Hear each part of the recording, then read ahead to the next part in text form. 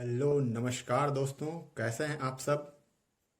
तो आज हम लोग पढ़ने वाले हैं वर्ग समीकरण को हल करने की सूत्र विधि। ठीक है। अभी तक हमने क्या पढ़ा था। पहला गुणनखंड विधि पढ़ा था। गुणनखंड विधि से कैसे वर्ग समीकरण को हल करना है। और क्या पढ़ा था कि पूर्ण वर्ग विधि से कैसे समीकरण को हल करेंगे, वर्ग समीकरण को। ठीक है। और पहले प्रश्नावली में हमने जाना था कि वर्ग समीकरण को पहचानते कैसे हैं। अब चौथे प्रश्नावली में हम लोग पढ़ेंगे वर्ग समीकरण को ज्ञात करने की सूत्र विधि। ठीक है। ये वर्ग समीकरण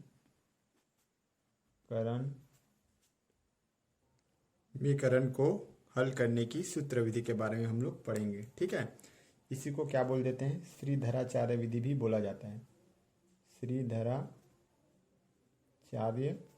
विधि, क्योंकि ये हमारे भारतवर्ष के प्राचीन में एक गणितज्ञ थे, महान गणितज्ञ। ठीक है। इन्होंने ही इस विधि की खोज की थी, इस कारण से इसे क्या कहा जाता है, श्रीधराचार्य विधि भी कहा जाता है। ठीक है। तो चलिए देखते हैं क्या होता है वर्ग समीकरण को हल करने की सूत्र विधि। तो यदि A X square plus B X plus C equal to 0, यदि ये हमारा कोई वर्ग समीकरण है। ठीक है। एक वर्ग समीकरण है, तो हमारा जो x का जो मान है वो इस सूत्र से निकलेगा। इस सूत्र को आप लोग को रट लेना है, याद कर लेना है।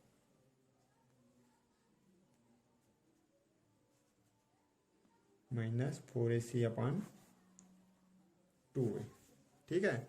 तो अगर ये हमारा वर्ग समीकरण है तो x बराबर, जो x क्या है मैंने पहले बताया था, x क्या है हमारा मूल। x का जो मान आएगा वही क्या कहलाता है, मूल कहलाता है। तो x के मूल ज्ञात कीजिए बोलेगा तो आप लोगों को ये सूत्र लगाना है और फट से निकालना है। तो यदि आप लोगों को गुणनखंड करने नहीं आता है या पूर्ण वर्ग विधि से बनाने नहीं आता है तो आप लोग इस सूत्र विधि से आसानी से सवाल को हल कर पाएंगे। ठीक है। तो ये सूत्र आप लोगों को याद कर लेना है। यहाँ देखिए प्लस माइनस लगा है, इसी से दो मान हमको मिल जाएंगे। ठीक है। अब समझते हैं सूत्र में क्या क्या चीज़ दिया है, उसको थोड़ा सा देख लेते हैं। अब ये जो b है वो क्या है, x का गुणांक है। ठीक है। x स्क्वायर का गुणांक क्या है, यहाँ a है। x का गुणांक क्या है, गुणांक समझते हो ना, जो चर के साथ गुना होता है। ठीक है, उसी को गुणांक बोलते हैं। तो x का गुणांक क्या है, b है। x स्क्वायर का a है। और अचर क्या है, c।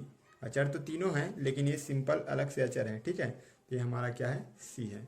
तो इन्हीं यहाँ पे जो जो चीज़ रहेगा ना उसी चीज़ को यहाँ रख के क्या निकालेंगे हम लोग, x का मान निकालेंगे। ठीक है। तो ये तो आप लोगों को कंपेयर करने आ जाएगा और सूत्र में मान रखने भी आ जाएगा। ठीक है। मैं कुछ प्रश्न हल करके बताऊंगा, फिर आप लोगों को क्लियर हो जाएगा। चलिए आगे देखते हैं। अब देखिए ये जो बी स्क्वायर मतलब कि x का जो मान है, ठीक है, वो किसके ऊपर डिपेंड करता है, अलग अलग होगा या सेम रहेगा। ये बी स्क्वायर माइनस 4ac है ना, उसी के ऊपर डिपेंड करता है कि नहीं। देखिए ये बी स्क्वायर माइनस 4ac जो भी रहेगा उसी के ऊपर x का मान, अगर बी स्क्वायर माइनस 4ac को प्लस में लेंगे तो x का मान कुछ और होगा, उसके सामने ये माइनस आ गया तो उसका मान क्या हो जाएगा, कुछ और हो जाएगा। तो ये जो बी स्क्वायर माइनस 4ac है इसको d से डिनोट करते हैं, d से दर्शाते हैं। ठीक है। d equal to B square minus 4ac, और इसी को क्या कहा जाता है, विभेदक। ठीक है। तो विभेदक ज्ञात कीजिए करके बोल देगा तो आपको सिंपली क्या सूत्र लगाना है, बी स्क्वायर माइनस 4ac, या इसी को विविक्त कर भी कहा जाता है, विविक्त कर या विभेदक कहा जाता है। ठीक है। क्यों कहा जाता है, क्योंकि यही जो है x का मान क्या होगा उसमें भेद करता है। x का जो दो मान होगा ना उसमें भेद कौन करता है, बी स्क्वायर माइनस 4ac, इसीलिए इसे क्या कहा जाता है, विभेदक कहा जाता है। ठीक है। विविक्त कर भी कहा जाता है, तो कोई भी नाम से दे देगा आपको, विविक्त कर ज्ञात कीजिए या विभेदक ज्ञात कीजिए, तो आप लोगों को इसी सूत्र को लगाना है। तो इस सूत्र आप लोग को याद रखना है हमेशा, अंडर रूट में नहीं करना है ना, याद रखना, जब भी विभेदक निकालोगे तो ऐसा रहेगा, और इसको डी से दर्शाया जाता है। ठीक है,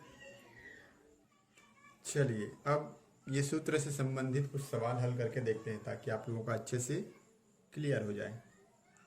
तो मैं एक प्रश्न ले लेता हूँ, मान लो कि जो प्रश्नावली 4 है उसी का मैं चौथे का पहला प्रश्न ले रहा हूँ। ठीक है, चौथा प्रश्न क्या बोला है, निम्नलिखित वर्ग समीकरणों को सूत्र की सहायता से हल कीजिए। ठीक है, आप लोगों को एक चीज़ ध्यान रखना है, जब बोलेगा वर्ग समीकरण को सूत्र की सहायता से हल कीजिए तो आप लोगों को ये सूत्र लगाना है। ठीक है, हल कीजिए या मूल ज्ञात कीजिए, ये सब एक ही चीज़ है। ठीक है, मूल x का जो मान रहता है वही उसका मूल कहलाता है, तो मूल ज्ञात कीजिए। हल कीजिए मतलब कि x का मान ज्ञात करना ही क्या कहलाता है, वर्ग वो समीकरण का हल कहलाता है। तो मान लो कि पहला हमारा, चलिए देखते हैं पहला प्रश्न, 9x² + 7x - 2 = 0 है। तो हल, तो 9x² + 7x - 2 = 0 की तुलना, ये जो ax² + bx + c है ना, उसको वर्ग समीकरण का व्यापक रूप बोलते हैं। ठीक है, तो आप लोग लिख सकते हो या डायरेक्टली भी लिख सकते हो। ठीक है, तो मैं डायरेक्टली लिख देता हूँ, 9x² + 7x - 2 की तुलना, या फिर ऐसे लिख लेना आप लोग, वर्ग समीकरण के व्यापक रूप। जितना अच्छा से आप लोग लिखोगे दर्शाओगे उतना ही अच्छा आप लोगों का नंबर मिलेगा। व्यापक रूप ax² + bx + c = 0 से करने पर कीजिए तुलना। a के जगह में क्या है, 9 है, b के जगह में क्या है, 7 है। देखिए x के साथ b है तो x के साथ यहाँ 7 है। और c के जगह में क्या है, देखिए c प्लस में है और यहाँ माइनस है, तो हमको माइनस के साथ लेना है, चिन्ह के साथ। ठीक है, अगर अलग चिन्ह है तो उसको चिन्ह के साथ ही लेना है। तो a b c का मान हमको प्राप्त हो गया है। अब सिंपली इस जो मान है उसको इस सूत्र में रख देंगे। तो x बराबर हमारा सूत्र क्या है, हम जानते हैं, क्या जानते हैं, x बराबर -b ± √b² - 4ac/2a। तो यहाँ रख दीजिए मान, x बराबर क्या आ जाएगा, b के जगह में क्या है, 7, तो -7 प्लस माइनस जो चीज़ है प्लस माइनस, b का वर्ग मतलब 7 का वर्ग, b का मान 7 है ना, -4 × a कितना है 9 × c कितना है -2 अपान 2 × a कितना है फिर 9 है। अब इसको हल कर देना है, बस कुछ नहीं करना है फिर। ठीक है ना, बहुत आसान। तो -7 प्लस माइनस √7 × 49 माइनस, देखिए माइनस ये भी है माइनस ये भी है, तो माइनस और माइनस प्लस हो जाएगा यहाँ। ठीक है, और 9 चौक 36, 36 दूनी 72 होता है। छोटी मोटी पहाड़ा आप लोग को भी आनी चाहिए, 9 दूनी 18, ये हुआ हमारा। चलिए मैं नेक्स्ट पेज में जा रहा हूँ। तो हमारा कुछ ऐसा मान आया था, x बराबर -7 प्लस माइनस √49 + 72/18। -7 प्लस माइनस को जोड़ दो, 9 2 11 का 1, हाँ सिलाई 1, 7 और 1 8 4 12, 121 हो जाएगा। और बटे पूरा, एक चीज़ और ध्यान रखना, ये जो नीचे में 2a रहता है ना, मतलब कि ये जो 18 ये पूरे का बटे, ना कि इतना बस का बटे नहीं है, पूरे का बटे। ठीक है, -7 भी उसमें इंक्लूड है। कई लोग इसी का बस बटे कर देते हैं और हम मान निकाल देते हैं, तो वो गलत हो जाएगा। ठीक है, पूरे का बटे करना है आप लोगों को, पूरे का। अब देखिए वर्गमूल में है, प्लस माइनस तो पहले से रहता ही है, मैं बताया था वर्गमूल रहता है। तो यहाँ से 121 बाहर निकलेगा। 121 किसी का वर्ग होता है क्या, तो 11 का होता है, 11 में 11 में 121। तो छोटा छोटा जो चीज़ है आप लोगों को भी आनी चाहिए। ठीक है, ये हो गया प्लस माइनस रूट, यहाँ बना देता हूँ मैं, नीचे में और प्रश्न आ जाएगा। तो x = यहाँ से करो -7 प्लस माइनस 11 बाहर निकल जाएगा बटे 18। अब देखिए एक प्लस और माइनस दोनों हैं, तो एक से बराबर क्या हो जाएगा, एक बार प्लस ले लीजिए 11/18, या एक से बराबर -7 - 11/18। एक से बराबर -7 धन 11 करोगे तो छोटी संख्या माइनस में, बड़ी संख्या प्लस में, तो आंसर प्लस में आएगा। तो 11 में 7 घटाएंगे तो 4/18, या यहाँ दोनों माइनस में तो दोनों जुड़ जाएगा, 7 और 1 8, तो x बराबर -18/18, ये कटेगा, 2 दूनी 4, 2 नियम 18, तो x बराबर 2/9, या x बराबर ये 18 18 कटेगा तो क्या आ जाएगा -1, तो x का मान क्या आ जाएगा 2/9 और x बराबर -1। तो इस तरह से आप लोगों को सूत्र की सहायता से हल करना है। चलिए इसी प्रकार से बाकी प्रश्न भी बनेंगे, ठीक है। वैसे तो सभी प्रश्न ऐसे ही बनेंगे, लेकिन जिस जिस प्रश्न में आप लोगों को कठिनाई जा सकती है उसको मैं बता देता हूँ। तो वैसे ही प्रश्नावली 4 का प्रश्न क्रमांक 4 का 7वां प्रश्न है, ठीक है। उसमें क्या दिया है 9x² - 4 = 0 दिया है। अब इसमें x वाला तो दिया नहीं है भाई, तो उसको कैसे, मतलब x का जो गुणांक उसको कैसे निकालेंगे, यहाँ पे आप लोगों को डाउट आ सकता है। तो इसको देखते हैं कैसे कर देंगे। तो हम लोग 9x² प्लस, अब x का जो गुणांक 0 होगा तभी x नहीं यहाँ पे, तो जो भी चीज़ यहाँ नहीं दिया रहेगा तो उसको क्या मान लेना है 0 मान लेना है, ठीक है। -4 = 0। अब इसकी तुलना कर सकते हैं ना, x² + bx + c = 0 से करने पर, तो करो।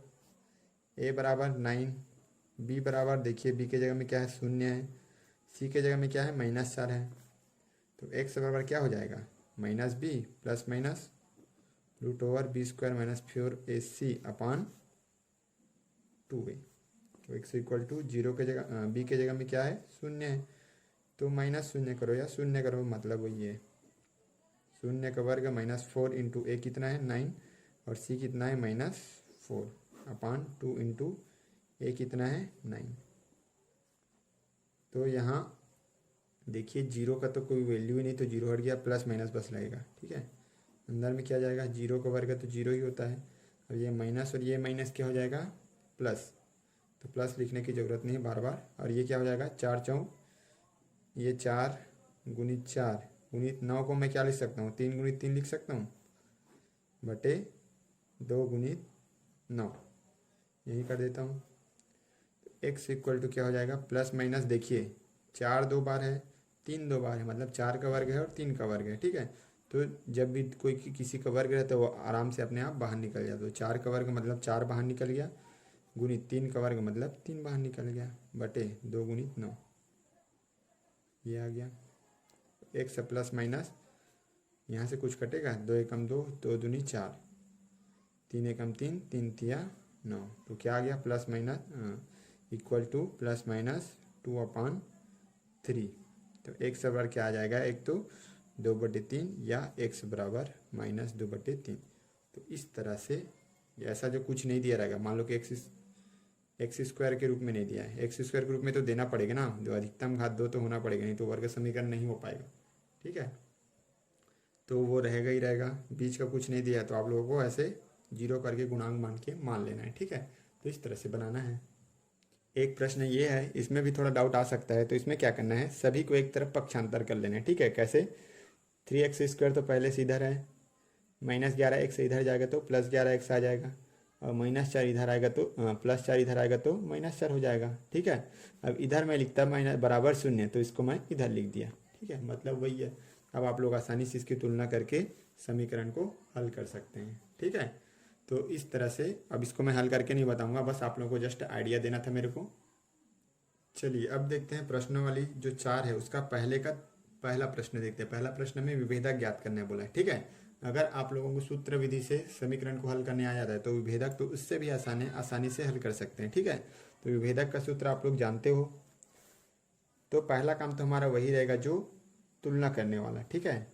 तो √3x² मैं पहले का तीसरा प्रश्न लिया हूँ क्योंकि ये थोड़ा सा अलग टाइप से है, वर्गमूल आ गया इस कारण से, ठीक है।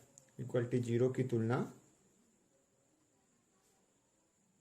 ax² + bx + c = 0 से करने पर, तो a के जगह में क्या है, देखिए √3 है, a बराबर √3, b के जगह में क्या है 2√2 है, ठीक है।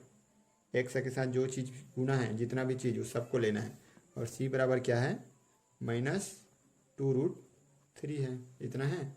और हम लोग सभी जानते हैं विभेदक को डी से प्रदर्शित करते हैं और ये क्या होता है b² माइनस 4ac होता है। तो b² 2√2 का वर्ग माइनस 4, ए कितना है √3 और c कितना है -2√3। तो अब करिए, चलिए 2 दूनी 4 हो जाएगा, 2 का वर्ग पूरे का वर्ग है, मतलब 2 का भी वर्ग है, इसका भी वर्ग है, तो 2 दूनी 4 और ये √2 का वर्ग बचा। ठीक है, ये 2 का वर्ग 4 में डायरेक्टली कर दिया ना, यहाँ 2 का वर्ग है ऐसे करके, और ये √2 का वर्ग है, ये माइनस माइनस और माइनस प्लस हो गया। अब 4 दूनी 8 ये हुआ, सभी गुना है ना तो किसको कर सकते हैं, 4 दूनी 8 और √3 और √3, तो √3 का वर्ग हो जाएगा।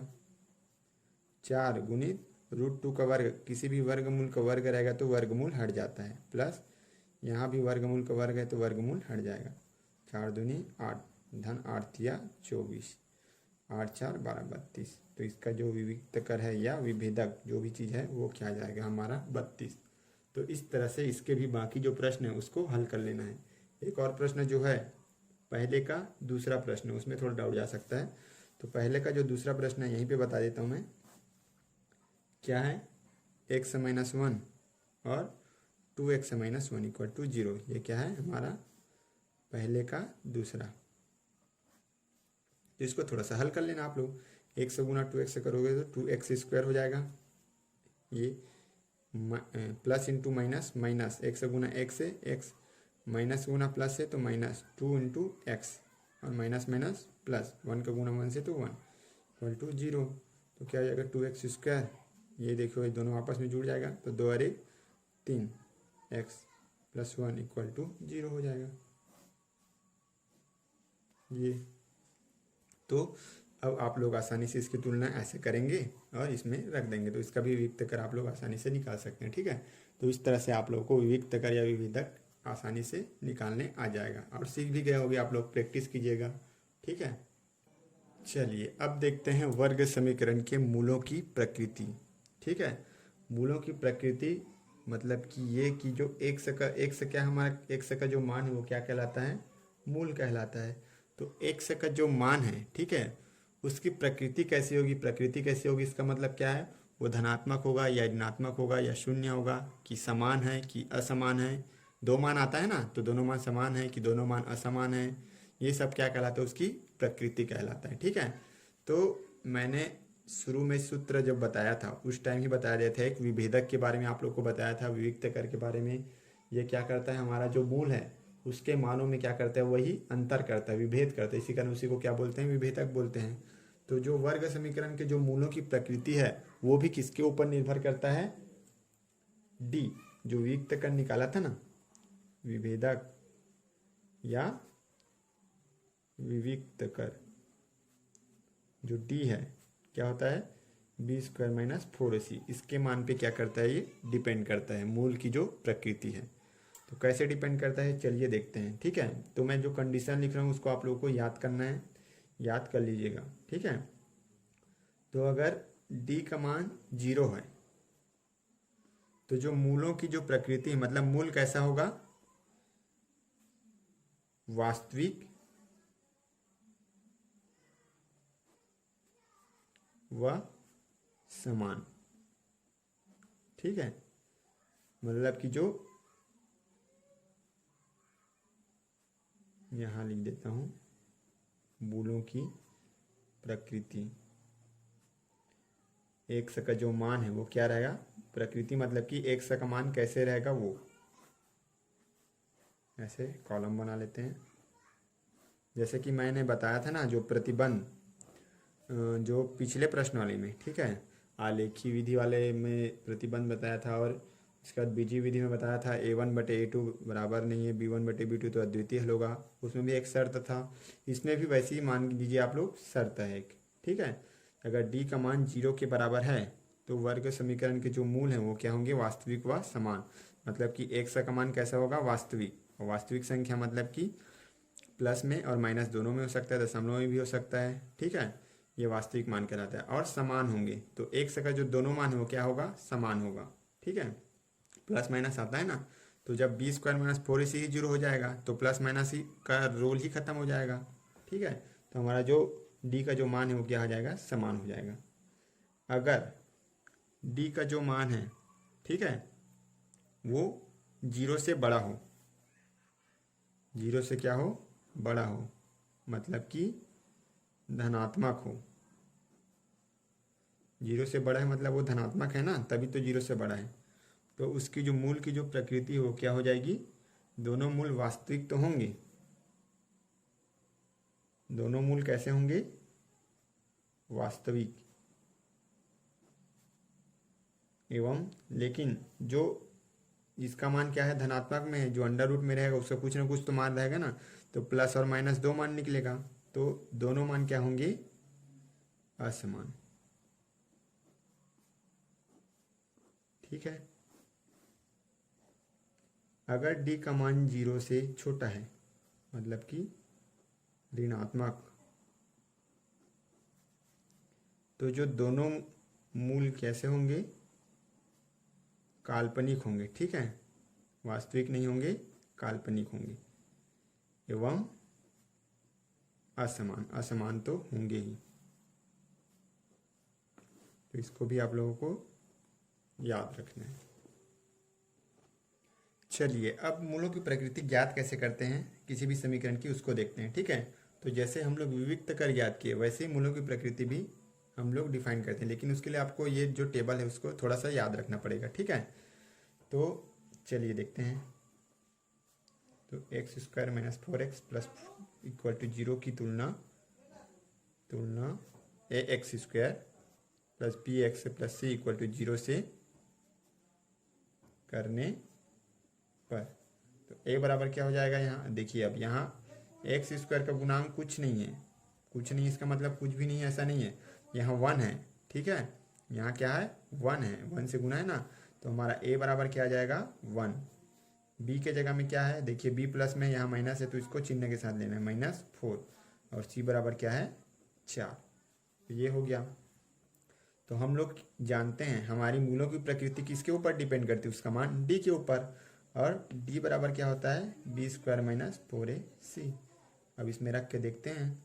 ठीक है, तो रखिए, बी बराबर -4 का वर्ग -4 इंटू ए कितना है, 1, और सी कितना है, 4। तो 4 चौं 16, -4 चौं 16, 16 में 16 घटाएंगे तो 0। तो डी का मान कितना आया, 0।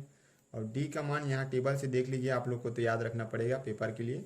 तो डी का मान अगर 0 है तो मूलों की प्रकृति कैसे होगी, वास्तविक व समान। अतः मूलों की प्रकृति वास्तविक व समान होगी, ऐसा लिखना है। बहुत ही आसान है। देखिए डी का मान अगर बड़ा हो, छोट 0 से बड़ा हो, मतलब कि अगर डी का मान यहाँ धनात्मक आता, कोई भी संख्या आता प्लस में आता, ठीक है, तो क्या लिखते हैं आप लोग, दोनों मूल वास्तविक एवं असमान है। डी का मान अगर ऋणात्मक में आएगा, ऋण में आएगा, तो यहाँ जो क्या लिखोगे आप लोग, मूलों की प्रकृति दोनों मूल काल्पनिक एवं असमान, बस इतना ही याद रखना है। ठीक है, असमान असमान तो दोनों में रहेगा, सिर्फ जीरो रहेगा तो समान रहेगा, और वास्तविक इन दोनों में रहेगा, लेकिन जब माइनस आ जाएगा तो क्या हो जाएगा, वो काल्पनिक हो जाएगा। ठीक है, तो इस तरह से आप लोगों को मूलों की प्रकृति पहचानने आना चाहिए। ठीक है, तो इस तरह से दूसरे के जो सारे प्रश्न हैं इसी तरह से हल होंगे। ठीक है, बस तीनों को इससे चेक करना है, जीरो आएगा तो ये लिखना है, धन आएगा तो ये वाला, और ऋण आएगा तो ये वाला। तो आप सभी प्रश्नों को आप लिखते जाओगे लिखते जाओगे लिखते जाओगे तो आप लोग को याद हो जाएगा ऐसे ही। ठीक है, 2-3 बार पढ़ोगे तो याद हो जाएगा ऐसे ही। चलिए एक तीसरा प्रश्न आप लोग को बच गया, प्रश्नावली 4 का, तो उसको भी देख लेते हैं। ठीक है, फिर आपका ये प्रश्नावली जो 4 है वो कंप्लीट हो जाएगा। तो क्या बोला है तीसरा, के का मान ज्ञात करो यदि दिए गए समीकरण के मूल वास्तविक व समान हो। ठीक है, अब इसमें जस्ट उल्टा बोल दिया, पिछले वाले में क्या बोला था, कोई समीकरण दिया था और उसका जो प्रकृति क्या है वो ज्ञात करना था। अब इसमें हमको प्रकृति दे दिया वास्तविक व समान हो, जो मूल है वो कैसा है, वास्तविक व समान है। तो आपको पता होना चाहिए कि वर्ग समीकरण के मूल वास्तविक व समान कब होंगे, जब जो डी का मान है वो क्या होगा, जीरो के बराबर होगा। यही पढ़े हैं ना, डी का मान अगर 0 के बराबर है तो उसका मूल क्या होना चाहिए, वास्तविक और समान होता है। ठीक है, तो अगर वास्तविक व समान है तो डी का मान क्या होगा, 0 होगा। ये है, ये हमारा आ गया। अब डी बराबर क्या होता है, b² - 4ac = 0। ठीक है, ये इसके बराबर होता है। इसको समीकरण 1 दे देते हैं। अब हमारा जो समीकरण 2x² - 10x + k = 0 की तुलना ax² + bx + c = 0 से करने पर, तो कीजिए। a बराबर क्या है 2, b बराबर क्या है -10, c बराबर क्या है k, ये k है ना। अब इसको इसमें रख दो। समीकरण 1 में उपरोक्त मान रखने पर रखो तो b के जगह में क्या आ जाएगा, -10 का वर्ग -4 × a बराबर क्या है 2, c बराबर क्या है k = 0। तो 10 दहम माइनस माइनस प्लस और 10 दहम 100, 4 दूनी 8 और k का k = 0। तो 100 बराबर -8 की इधर जाके क्या हो जाएगा, +8 के हो जाएगा। अब 8 के से गुना इधर आके क्या हो जाएगा, भाग के। तो ये कटेगा क्या, 4 दूनी 8 और 4 दूनी 8, 4 पंचे 20, 25/2। तो के बराबर क्या आ जाएगा हमारा 25/2। इस तरह से आप लोगों को के का मान निकालना है। तब इसमें सभी के लिए क्या करना है, डी बराबर 0, क्योंकि वास्तविक व समान है। ऐसा बोलेगा तो आपको हमेशा डी बराबर क्या करना है, 0 करना है। ये ऑप्शनल वाले में भी पूछा जा सकता है कि अगर डी बराबर 0 है तो मूलों की जो प्रकृति वास्तविक समान होगा कि काल्पनिक होगा, समान होगा, ऐसे करके पूछ सकते हैं। या डी का मान 0 से बड़ा है तो क्या होगा, या यदि मूल के जो है वर्ग समीकरण की मूल वास्तविक का समान है तो डी बराबर 0 होगा कि डी 0 से बड़ा होगा, छोटा होगा, ऐसे करके आप लोग को ऑप्शन में भी पूछा जा सकता है। ठीक है, तो इस तरह से आपका ये जो प्रश्न वाली ये कंप्लीट होता है। बाकी जो प्रश्न आप लोग बना के देखेंगे ऐसे ही बनेगा सेम। ठीक है, तो आज के लिए इतना ही। Thank you.